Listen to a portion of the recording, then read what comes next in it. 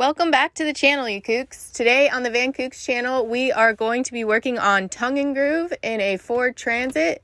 The Ford Transit is a little bit weird with all the curves, so this will work for any van, but if you have a Ford Transit, this is golden. All right, let's get into it, Kookz.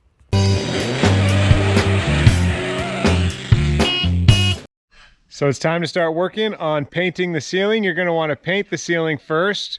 I know we just went through all the stuff you need, but first step would be painting. And we are going to use this shellac clear coat.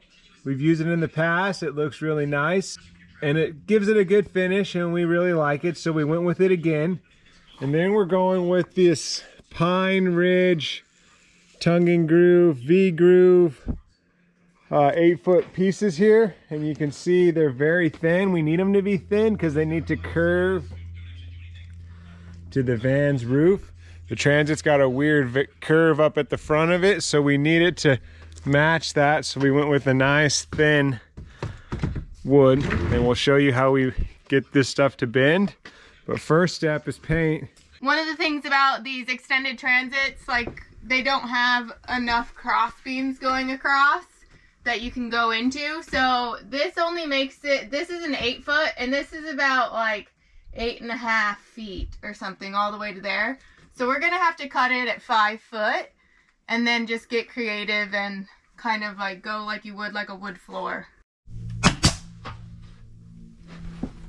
So when you do your nails, do 2 first and then leave a space so you can get your next piece in there, and then you'll do a 3rd nail. Just be mindful of the nails because you'll see them. Yeah, you want to have your gun going the same way every time, and you want your nails in a line, and then you also want this ledge out so you can slide in your pieces. Oh, yeah.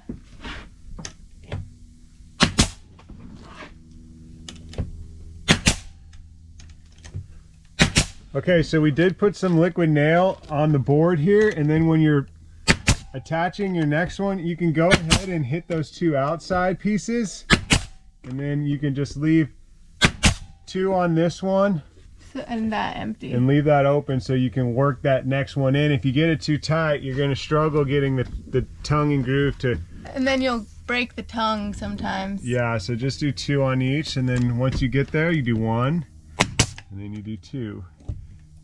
And you keep those nails looking pretty. Keep that liquid nail looking pretty. We are using the liquid nail. This is really going to help keep it together. I also wanted to say there is a rhyme and a reason to doing this. You do want to have like a consistent pattern going. So and you also want to make sure your tongue and groove joints meet at your roof ribs. Otherwise you're going to have a hard time getting it to look clean. So we're doing these short pieces, and then we're running a long piece, and we're just keeping the theme very consistent. So you want to keep a consistent theme on your roof, especially in these Transits. It gets very weird towards the end. A lot of problem solving. So the Transit does not make it easy. It has this like extreme curve. I know the GoPro's got an extreme curve too. But what we're doing to kind of deal with it is we're having the pieces, we're just going to have them hit here. Then we'll put a nice finishing, probably some more of this carpet wrap stuff, just right over here to just finish that edge off. And then you can see it's very important to like have this pattern that we have going here. Otherwise, you can't just connect this front curve with 2 nails and hope for it to make this curve. It's a very dramatic curve. So you'll see that we just have, I mean, every seam it's going to line up the same because we're just doing it the same every cut. One side's one way and one side's one measurement, and we're not changing it. We have to keep it consistent, otherwise it's going to get very challenging. What are you working on? I'm gonna make sure this insulation stays hidden. Oh yeah, and like I said, and also if you want to know how to do this pro insulation and framing job, it's in the Van Kookz van conversion guide, so that will help you get a lot done. We're making great progress, and it's almost lunchtime. Yay!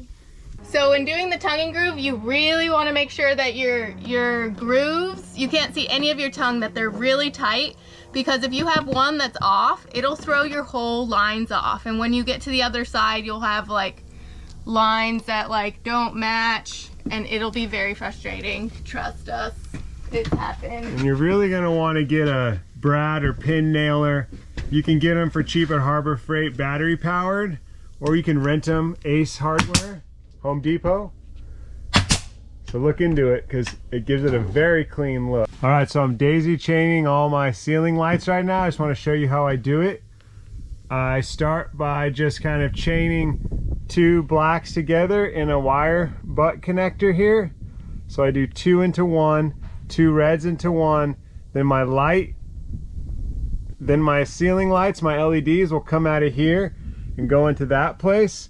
And then I'll run the 2 connected wires up over here, and I will do it again here. So I'll do 2 reds, 2 blacks, and I'll leave 2 open spaces for the lights to go in, and I'll do that for every opening. So the daisy chain's complete. I just double up my positive and negatives into a butt connector, then I send them through, and I do it again, and then we'll just run the lighting off of this. So it's just one long continuous chain, and then the black and the red comes through, and I double them here. And I'll have some in-depth modules on this stuff, but this is just kind of showing you what you're gonna need to do to wire the van. So you're gonna need to do this if you're gonna have a chain of lights. And then I come through, and then at the end, I haven't finished yet, but we'll just have a single butt connector at the end, and that'll just go into the lights. All right, so while you're working on your ceiling stuff, it's kind of cool to check to see if the accessories work. So we're gonna check our fan and our lights. And the best way to do it is I got my Battleborn battery here. So the best way to do it is to strip your wires here and then just touch it to each side. So we'll touch negative to positive, and we should hear the fan click on. Oh. So the fan's working. And now we'll check our lights, just because the lights are always so weird on these Chinese LEDs. They don't tell you positive or negative. So we're gonna see what positive or negative is. Sometimes it's both, so we'll just find that out right now. And I gotta hook them up first, but we'll do that. So sometimes these LEDs are very small, like tiny little gauge wires. So I like to just strip a lot off, and then you can see I just kind of fold it over itself a few times, so then I'll get a nice connection when I stick it in that butt connector.